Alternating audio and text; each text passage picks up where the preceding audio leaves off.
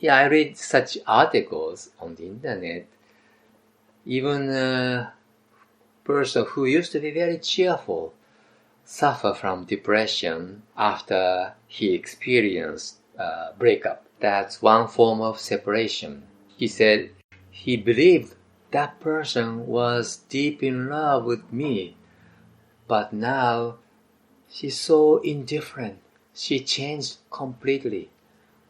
Now I don't know what I can believe. And when parents lose their children, that's also a great pain. That pain stays for many years. But again, from Buddha's eyes, that's not always bad. Because some people start soul searching after that. And then this happens often in Japan. Many people start learning Buddhism. And then they learn how they can achieve real, lasting happiness. Then, in retrospect, after many years of learning Buddhism, in retrospect, they become grateful of their lost children. And they start thinking, my child must have been an incarnation of Buddha who guided me to Buddhism. And maybe that might be true. Buddha said sometimes Buddha takes a form of a human being or sometimes take the form of animal or a bird and try to guide people to true happiness. So even such hard separation proved to be good for the person who suffers so much. This is one way of turning misfortune into happiness. So people get surprised about the impermanence of life when they face such separation. Usually we are living in a very comfortable in a routine. Some people describe it's listening to a lull, or it's a lull, or lukewarm, not too hot, too cold, very comfortable. That's okay, but everything is impermanent, doesn't last. Sometimes it might last very long, some decades, if he has a good karma. Then after many decades, then suddenly they face a big misfortune, separation. So did I talk about the parable of a traveler who was chased by a tiger? Yes, he's running away from the tiger and he ends up hanging from a vine over a precipice. Below him is an ocean with 3 dragons. Did you listen to the explanation of all the elements in the story? Yes. Okay, good. The traveler, tiger, and wisteria vine, 3 dragons, honey, and 2 mice. So in that story, there were 3 dragons, blue, red, black dragons. You remember the meaning of the dragons? The blue is desire, the red is anger, and the black is jealousy, envy. Very good. Very good. So they are called worldly passions or blind passions. The number of blind passions are 108. We all have 108 worldly passions. Among 108, those 3 are the poisonous, 3 poisonous worldly passions. They have poison. So once the poison enters our system, we suffer so much. I don't have much experience of food poisoning, but it's very terrible, I hear. because it enters the system, it's difficult to release it. It has to stay there for a long time, half a day, and then during that time, we have a lot of problems. So those worldly passion has such effect on us. In the past session, I gave an explanation about desire, anger, and envy. Buddha said, human life is like a big ocean, vast ocean, and we don't see any island, we don't see any ship. And we are in the middle of this ocean, and we are swimming. And if the ocean is calm, we don't need to suffer so much. But this ocean is a rough one. Big waves keep coming at us, and we'll be hit by such a wave, and we have to choke on salt water every time we are hit. So those waves are caused by our worldly passions, desire, anger, and envy. So Buddha said, our worldly passion is the cause of suffering. So do you feel in this way? Yes. That's a very good awareness, because many people think that they are suffering from lack of something. Because I don't have much money, I'm suffering. Or because I don't have partner, I'm suffering. Or because I don't have a car, I don't have a house. That's the cause of my suffering. This is how people think about the cause of suffering. But that's a very superficial way of looking at it. And some people think deeper. No, it's not the lack of money. It's desire. Because I have such strong desire, I'm suffering. This is a deeper view. Or many people think because they have nasty coworker, they are suffering. Because their parents are not good, they are suffering. Or because of rival, they have a bad rival, they are suffering. No, that's a very superficial view. Your anger is causing you suffer. Or because you envy your rival, your envy is the cause. This is how deeper thinker view their suffering, and this is right. Buddha said so. And human beings is made of worldly passions. Very difficult to remove them or eliminate them. I used to think how maybe I can be happier if I can decrease my desire. In my 20s, I have very strong desire for food. Maybe I was eating 5 times a day, and each time I ate until my stomach became 200% full. I was very chubby.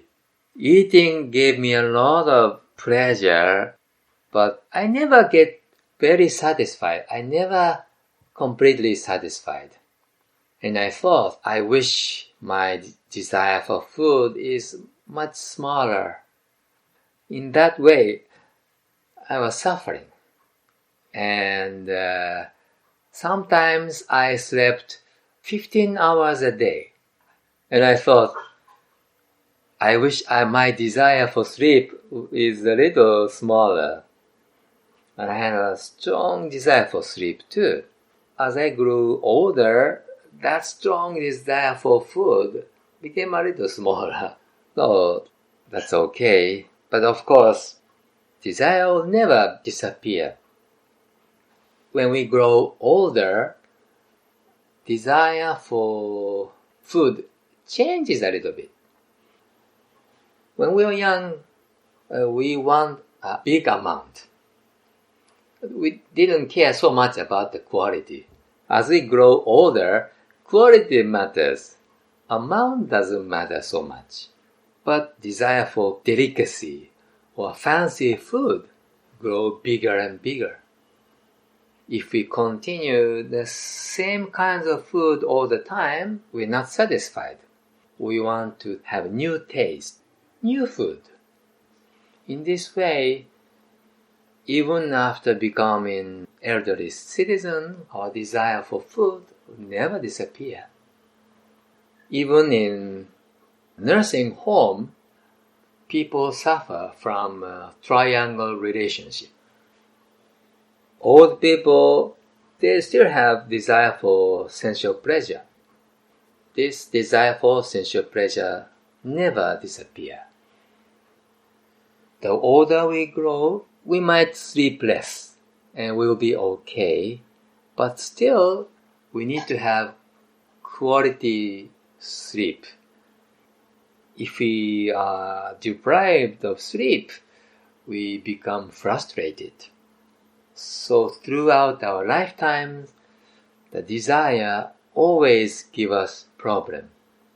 And we think if our desires are much smaller, we can have much calm life.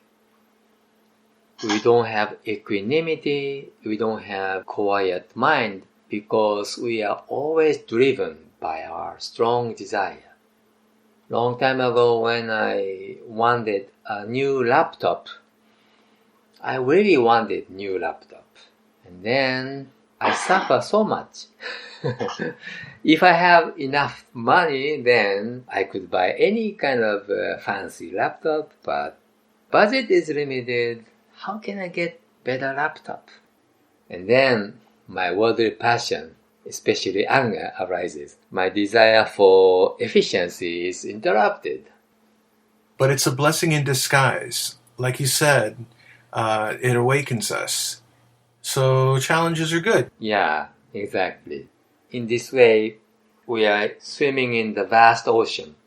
Waves after waves keep coming at us. Have you heard of this analogy before? The analogy of vast ocean and the swimmer. Yes.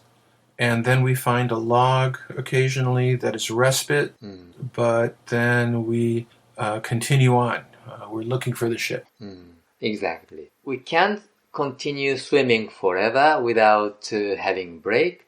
So occasionally we need to cling on to the logs and the planks that are floating. So those logs and planks are temporary happiness in life. Money is the biggest one, and having higher status or having friends and partners and having good health. This is also a big log and very important. Without these logs, we cannot sustain our life. We can't continue swimming. So they are very important. But the problem is when we are hit by a big wave, we get separated from those logs. And then we choke on salt water again. They give us temporary relief and pleasure. The pleasure, the relief they give us doesn't last very long. So that's why we keep on swimming and swimming, searching for island.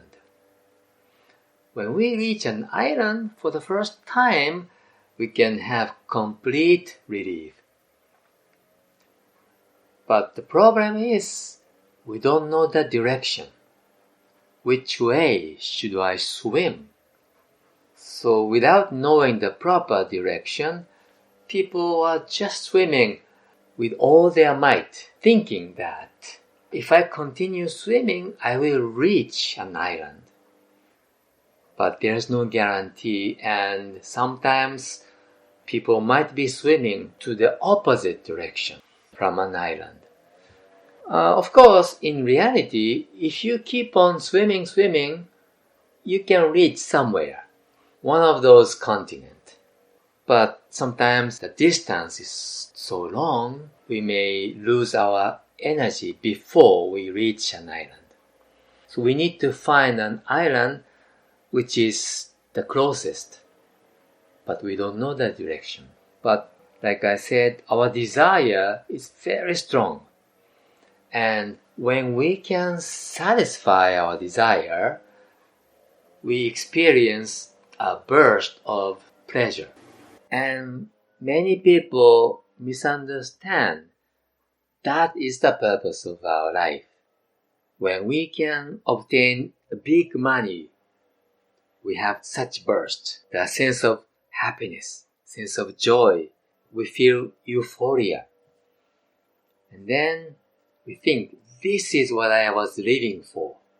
But, of course, that joy doesn't last. And so, we will be driven again by our desire. I will experience that euphoria again. And then start climbing the steep slope. And during that process, you can experience a sense of fulfillment too. Oh, I improved this much today, and I improved this much again today. The process is also enjoyable.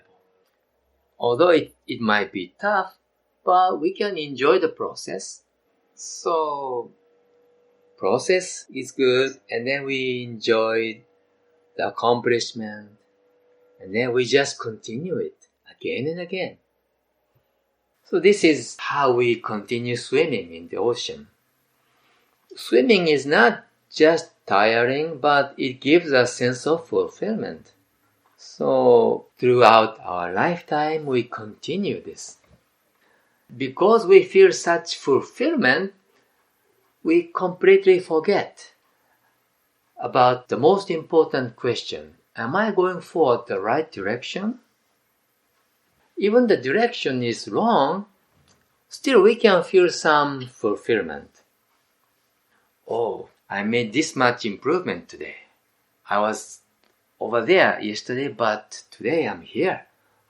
That's a big achievement.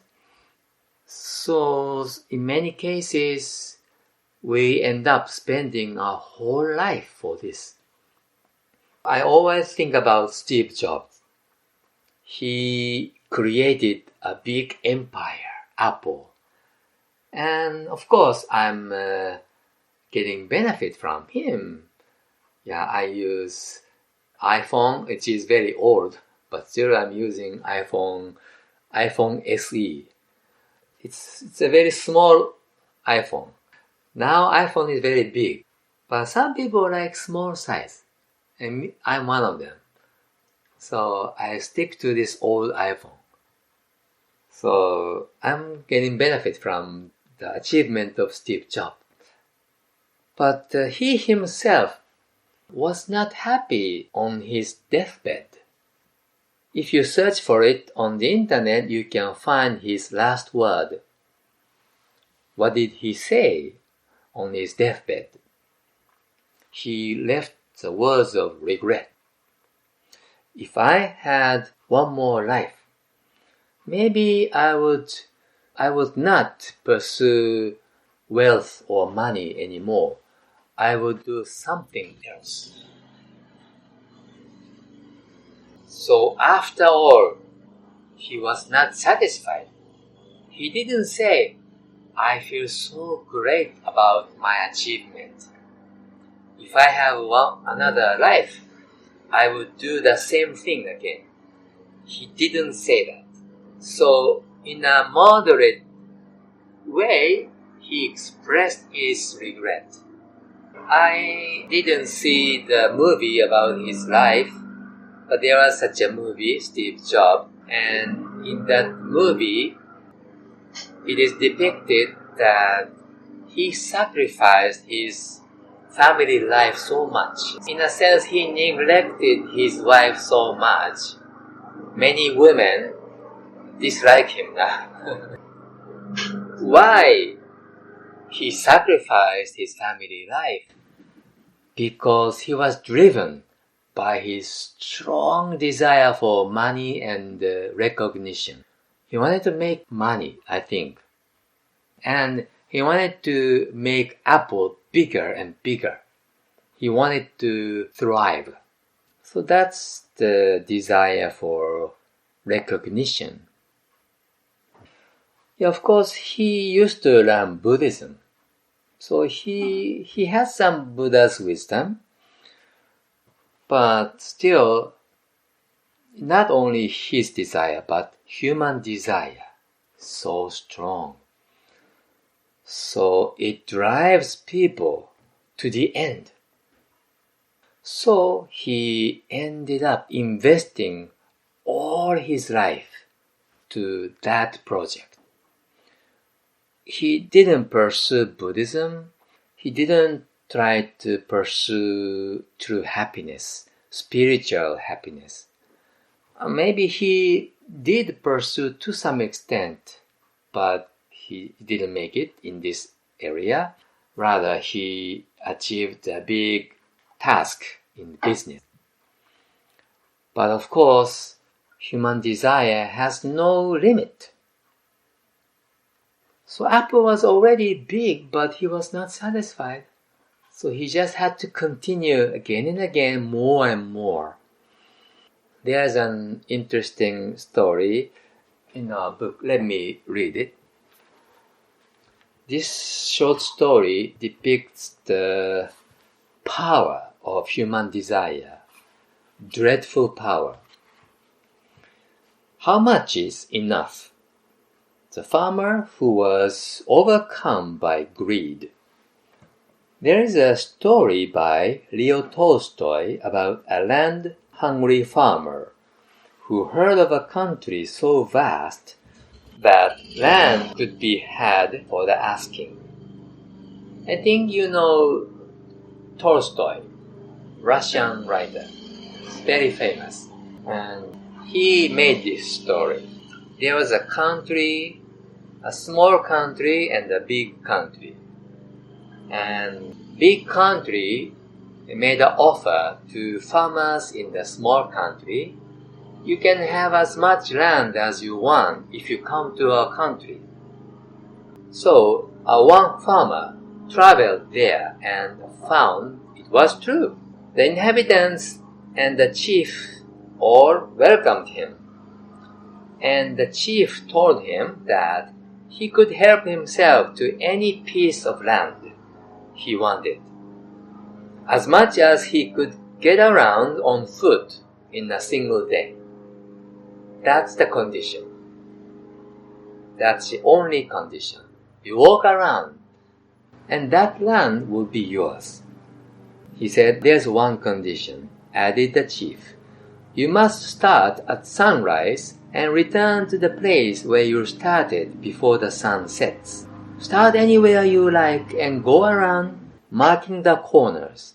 Go as far as wide as you please, but come back on time, or you will gain nothing. That night, the farmer lay awake with excitement at the thought of the vast tract awaiting him. In the morning, he set off just as dawn was breaking, and soon settled on a starting point for his land. Gradually, his pace quickened to a trot. At the beginning, he was walking slowly, but little by little, he started a trot. After going several miles, he marked another corner. Eventually, he broke into a run, driven by the knowledge that the faster he went, the more land would be his. He came to what would have been a reasonable turning place and passed it by, his greed spurring him on. Finally, surprised to see the sun already high overhead, he marked the last corner and began to run back to the starting point. He barely took time to eat lunch. By mid-afternoon, he was worn out. because he was running since morning. But he threw off his coat and boots and kept running. The sky was red with sunset. His feet were hurt and bloody, and his heart was at the bursting point. But if he collapsed now, all his effort would be for nothing. He ran for all his worth with eyes on the goal. In a sense, he was purpose-driven, but he was running, risking his life. His effort was rewarded, for he made it back just in time, only to fall over stone dead. He died because of maybe heart attack. His servant dug him a grave and buried him in it. In the end, all the land he needed was a plot 6 feet by 2. That was all he needed. Tolstoy's farmer is not alone. Greed kills us all. This is a sad ending. I think people in Russia really like such a sad story. And Japanese too. Maybe Americans don't like such ending. I actually found it funny that he only needed 6 feet. Yeah. This is kind of tragic comedy. So human life is tragic and like comedy. So that also represents the life of average people. Yeah, people want to make a big empire and big asset. They want to live in a big, fancy house like a palace. But at the end, all you need is the plot 6 by 2. That's enough. But like this farmer, we cannot laugh at this farmer because we are almost the same. The last sentence, greed kills us all. This is no exaggeration. Yeah, many cases this happens. For example, when we get on an airplane, we can see the sign. In an emergency, don't try to reach out to your luggage. In an emergency, forget about your luggage. Think about your survival. Luggage is nothing. Doesn't matter. But why do passengers need such sign? Because all the passengers rush to the shelf and try to get their suitcase before evacuation. But that's very fatal. When everybody does that, everybody will be killed. So even in emergency, we put more emphasis on money and valuables than our own life. And actually many people have been killed by this. When a pleasure boat starts sinking, many people go back to their cabin, try to retrieve their bags, wallet, and then it becomes too late for them to evacuate. And many people are dying. Actually, this is reality. We think we can make it. I have 2 minutes maybe, so I go back and get my money. But because everybody think in this way, the passage they have a congestion so it takes more time to get out. When we have an income of, let's say, $3,000 per month, that's a good salary, but they think, I could use more. Maybe I could have $4,000 a month if I work hard. And then once we achieve $4,000 a month, we want $5,000 or $6,000 a month. Our desire grows bigger and bigger. When we are just having $2,000 a month, our desired self seems a little small. But as we receive more, the desire also grows. In this way, there's no limit. And then when we realize we'll be very close to our terminal of life. In retrospect, even though we can spend a whole life pursuing wealth, in retrospect, we will get surprised. Nothing is left. We experience a lot of bursts of pleasure in the past, but after many decades in retrospect, nothing is left. That's how people think. The pleasure or happiness is so ephemeral. At that moment, the burst is so strong. But after a while, in retrospect, you don't find any pleasure or joy. So, that's why it is said that life is like a dream. We experience a lot of euphoric moment. At that time, we feel this is life. This is reality.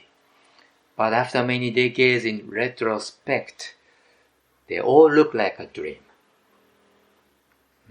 Dream is the symbol of something ephemeral. Somebody got a fancy wine from his friend, sake, Japanese rice wine. Then Japanese rice wine is different from wine. They warm it up and enjoy it. Warmer, the tastier. So he decided, okay, I take it home and ask my wife to warm it up. And then I can enjoy it more. So he took it home and asked his wife to warm it up. While waiting, he woke up. He was in his dream. And he regretted, I should have drank it as it is, instead of asking my wife to warm it up. But it was too late. Dream is ephemeral. When it's over, it's over. But while in a dream, we think this is reality. No, it's dream. So many people have this feeling. In retrospect, everything looks like a dream. Nothing is left. But when we are in a dream, we don't understand it. Only when we wake up, we realize that it's been a dream. But while having a dream, we don't realize. This is the one big characteristic of dream. And this is why we don't realize that we are having a dream. Only after we wake up, we realize that we were having a dream. Life is the same. While we are satisfying our desire, we think this is reality. This is my life. But after many decades, we realized it was like a dream. So what is reality? Reality is like the image of the traveler. Traveler is hanging from a wisteria vine. Above is a tiger, two mice. Two mice is chewing and gnawing the vine. Beneath his foot are three dragons. This is the reality. But the traveler, is he suffering from fear or anxiety? No, he's not suffering from fear or anxiety. He is enjoying licking honey.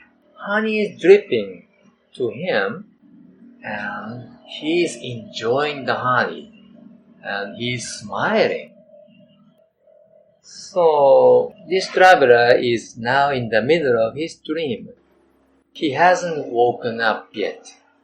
So, Buddha said, this is very dangerous. That's why he taught this parable. We have to wake up. We have to see the reality as it is. And this is the first step to lasting happiness. And there is a solution.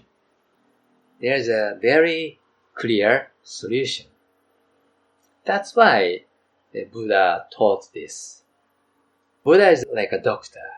And he said you have this kind of disease. But don't worry. There's a solution. There's a medicine.